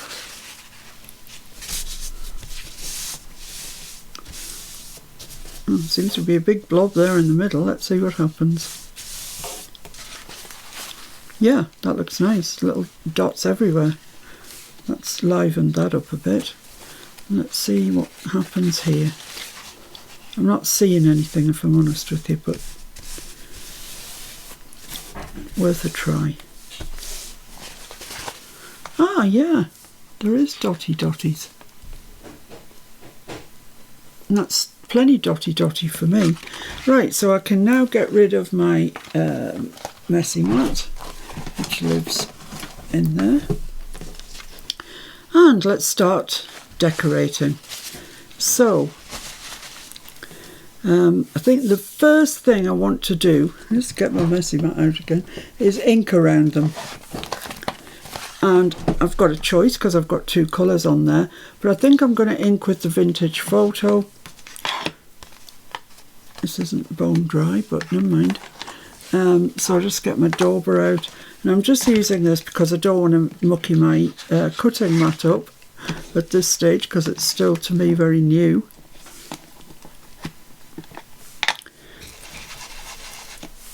So I'm just going to go around the edges just so it's got a nice edge to it.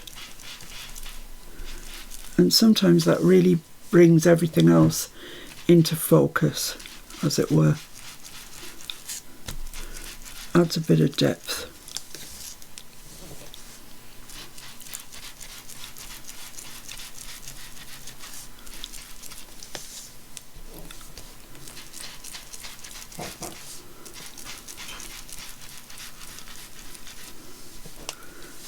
So actually I am going to go around that again, just deepen it up. I do like it though.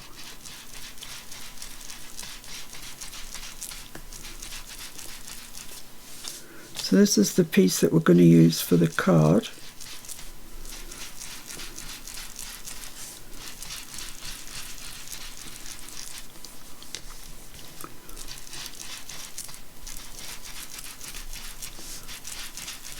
There we go. I think that looks so much better with an edge to it. And then I'm going to do the same with this one. So there we have them. Don't they look wonderful? I'm sure half of you like them and half of you don't, but that's fine. You don't have to like everything. Just have the tools in your armoury that if you want to use it, you can.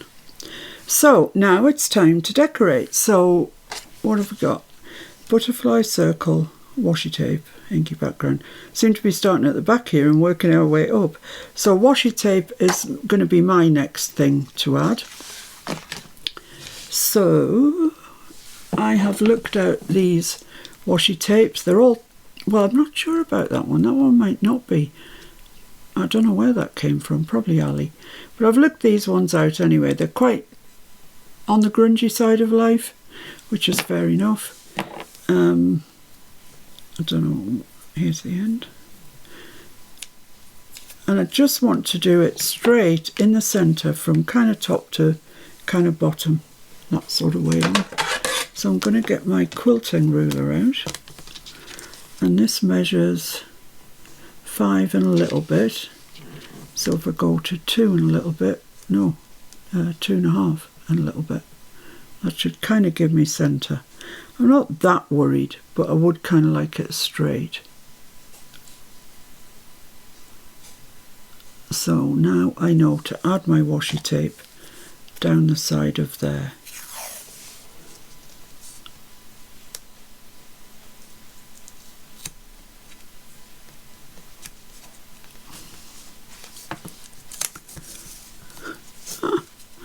Concentration levels here are incredible.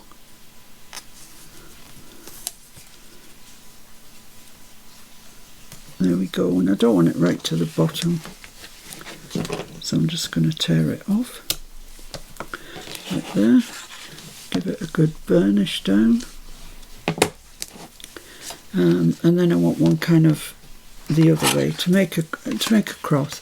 And it doesn't have to be in the centre. What does it measure anyway? Measures just less than 8. So if I bring that into about 4ish, 3 3/4, that should give me a nice halfway.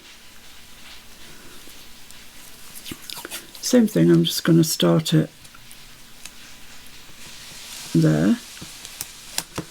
Follow along the edge of my quilting ruler and tear it off about there.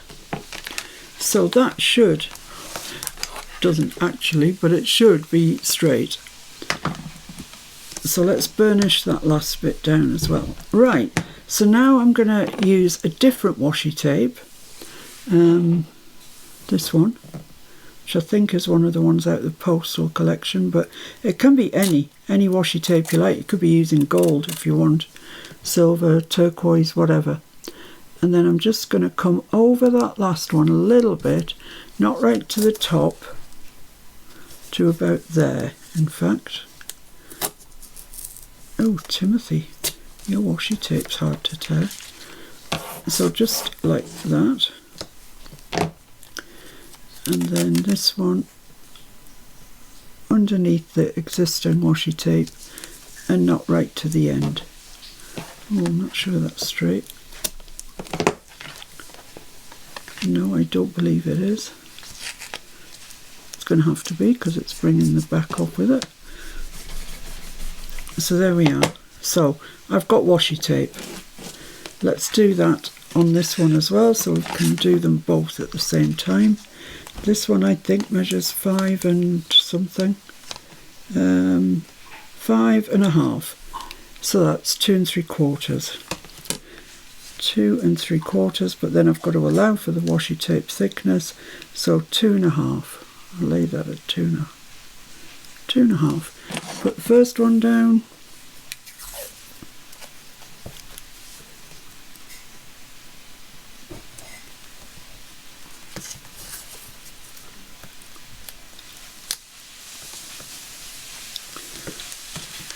And tear it off. And the second piece.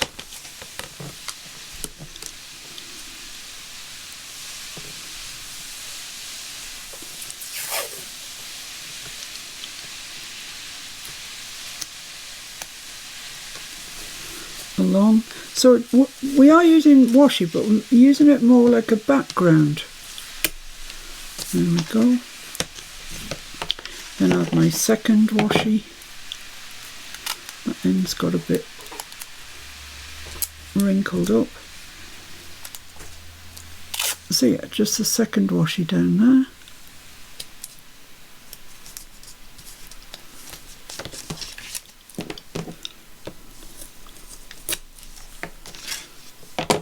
And along there.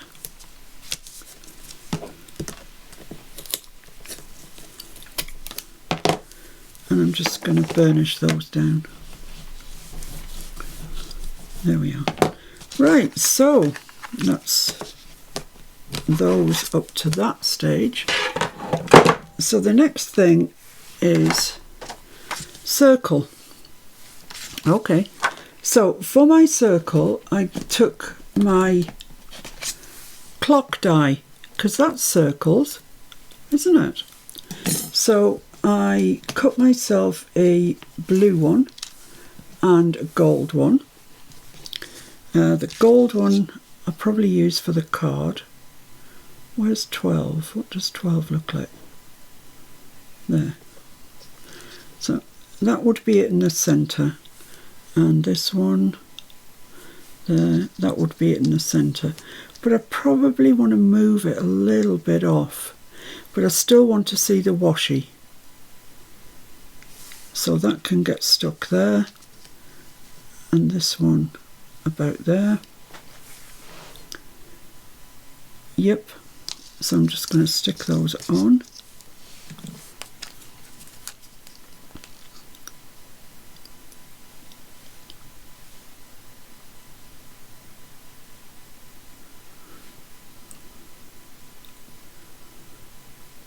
I really should get into the habit of using, you know, my double-sided sticky roll. I've got the wretched thing. I don't know why I don't use it.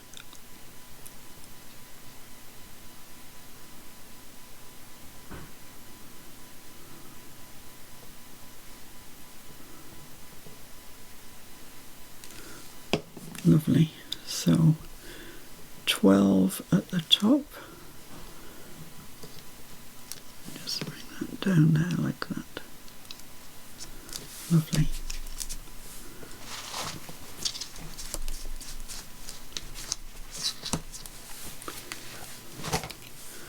And then the same with the gold. Okay, so I've got my circles in the shape in a clock, and what I want to do now is add some white splashes to them, just to liven them up. So I've got some De La Roni System 3 acrylic ink. Any acrylic paint will do, absolutely any. Just I happen to have this acrylic ink. So I'm just going to put some down. It's got a crusty bit in on my messy mat. And I'm not going to water this down as I want it to be full throttle. So I'm using a little fan brush. Look at all the ink on my hands. And I'm just going to pick that up and just splash it on. Come on, ink. That's it. Don't let the side down.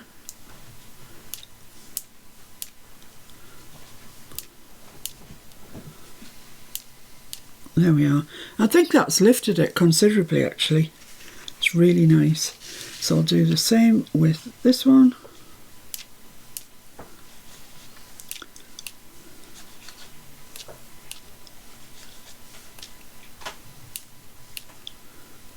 That's probably sufficient. So there we are. That's just lifted them a little bit.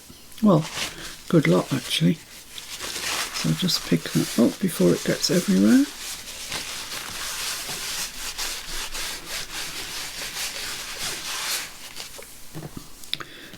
Move those over to one side while I get this, because it's acrylic. Once it dries, it'll dry properly.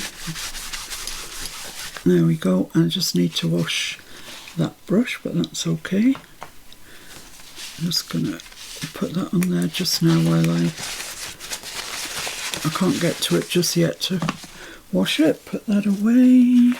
So there we are. Right, so the one thing we are missing now is inky background done, washi tape done, circle, yes. The butterfly. Now I want my butterfly to play a big role here.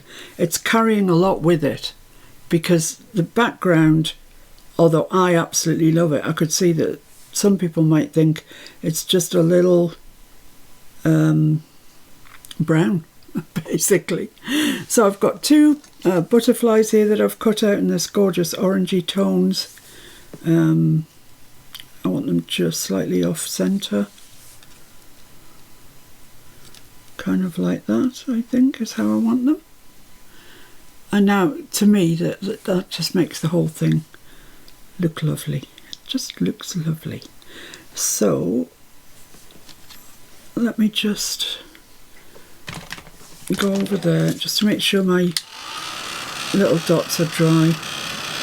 You can see as it dries, although it's a beautiful acrylic white paint, it does actually leach some of the ink up. So it stops being bright white and becomes a duller, creamier colour.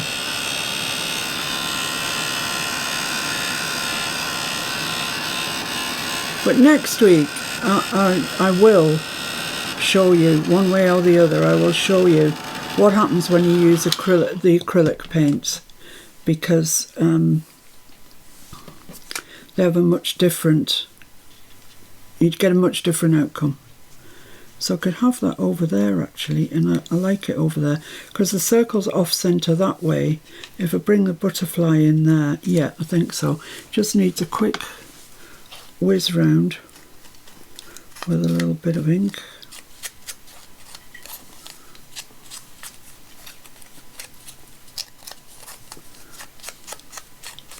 I might as well do this one while I'm at it. It's just the white core of the... Way, hello, he's flown away. It's just the white core of the paper that you can see at the edges. I don't really want to darken the butterfly, just the edges of that paper. There we go.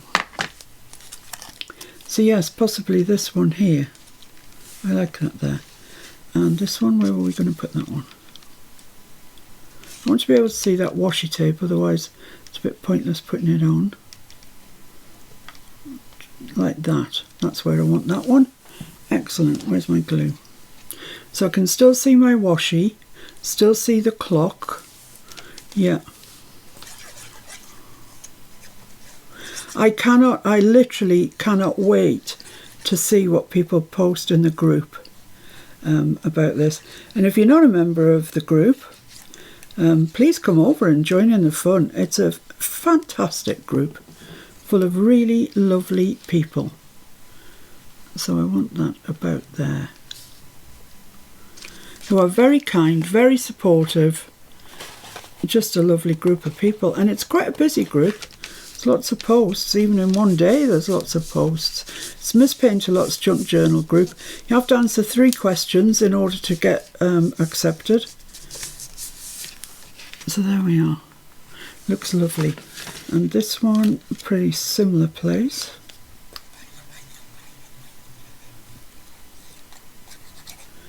But next week, if I do the acrylic paint, I'll use much lighter colours. So you can see it's not, doesn't have to be grungy because it's an inky background. Get your words out, dear. There we go. Lovely.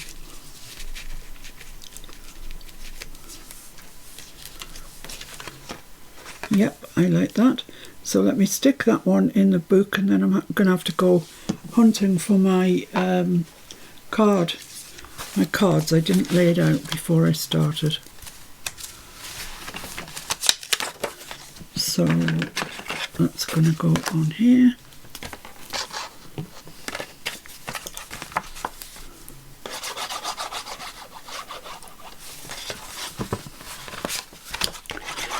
So yes, because I've made this one grungy, because that is what I like, I'll show you next week that it absolutely does not have to be grungy at all. It can be pretty, pretty, pretty. There we go. So let's get this one in place. It always looks more cheerful when you add that white border to it, doesn't it? There we go.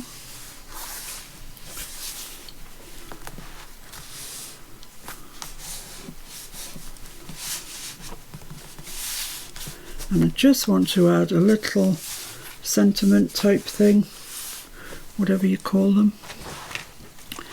Where's the lid? Here's the lid. So I'm gonna put, I looked this out before, Don't Forget to Fly, and it's in white, which is just slightly jarring on me. So I'll just use the back of that and just brush over ever so lightly. I just don't want it to be white. I'm just going to add a little bit of glue to the back of that, because I've had these books with these in for, well, years now, and I didn't buy them new. So, you know, they're quite entitled to be. I'm going to put that there. To be not so sticky. Come on, you've got glue on here, you can stick. There we are. So there we have it.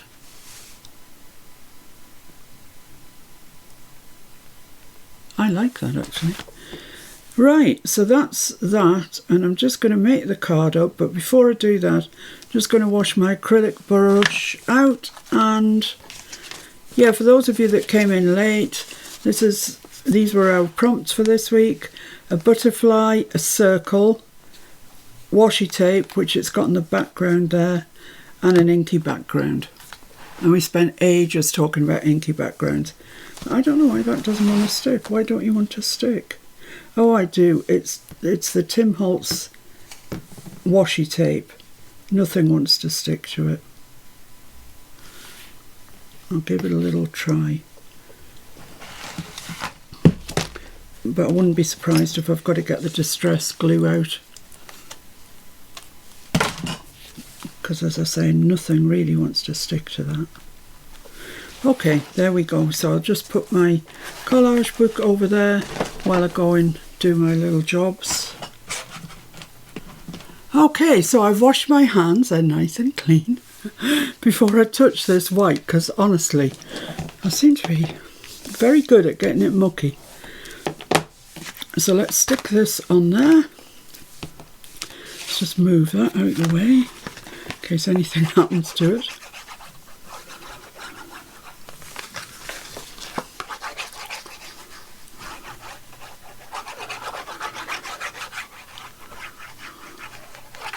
So that's almost the collage section finished, and signalling the end of the premiere. So for all you guys that have stuck it out from the start, or for those of you that just came in, thank you very, very much. I certainly appreciate your company. Like I say, if you want to join in the fun, see what everybody else has made, post yours maybe, or if you don't feel like posting yours, absolutely no obligation. And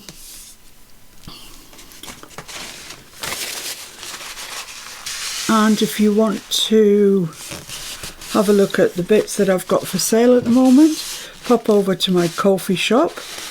You will see a link for that underneath, you know, in the more information or whatever it says, I don't know, can't remember. But under the video there will be details on how to find the Ko-fi shop. So there we have it. Oh no, I need my little don't forget to fly. So where am I going to put this? Down there, I think.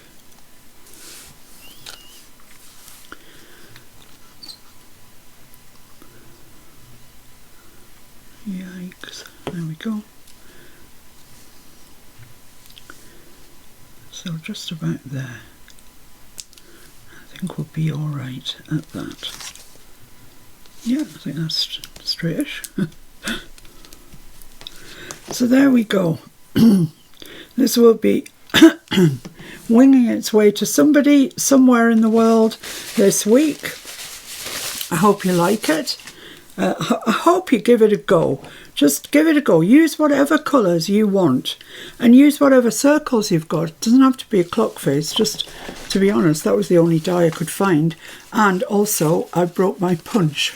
So that's what we're down to. So there we go. That's the collages. I think the card looks lovely. I particularly like that gold clock. But you know, like this, see, that won't stick. It will not stick over Tim's washi tapes. Nothing does. I'll have to get out my distress glue. That sticks it. So that, as they say, that's all, folks. Thanks for joining me. I will see you possibly through the week, but definitely next Sunday for the premiere.